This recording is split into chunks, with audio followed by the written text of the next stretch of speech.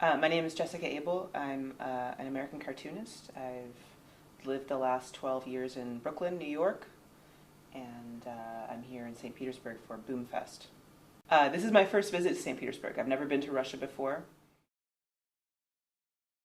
Boomfest is a comics festival that's been running for 6 years in St. Petersburg, and it brings in cartoonists from all over Russia and all over the world to do exhibitions and talk about their work and present their work to the St. Petersburg public. There are several words, but cartoonist is the easiest word to use to describe people who make comics. Comics is the art form that is printed in graphic novels. The subject matter available to comics, available to this art form, has just exploded, and you can make comics about anything and for anybody now in a way that you couldn't do before.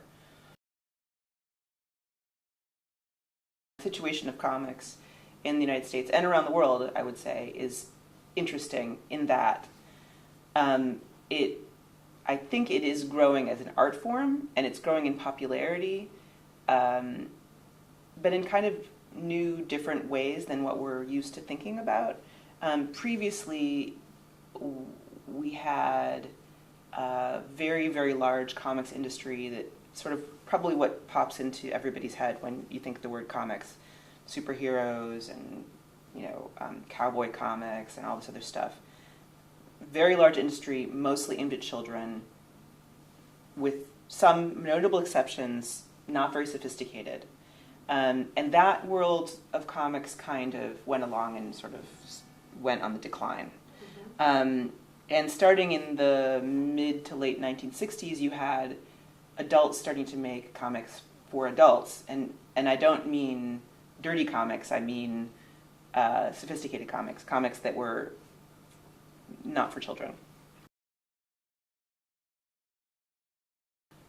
I think that the way that comics are going to move onto a digital platform is going to be fairly smooth now that there are better e-readers available that have larger screens and full color and so on. At the same time, I don't think that printed comics are going to go away. I think that printed disposable comics are going to go away. The kind of comics that you just would read and just kind of, okay, whatever, and never read again. You don't need those on paper. It's a waste, right? It's fine to have them digitally. But there are many comics that really utilize the form of the book itself.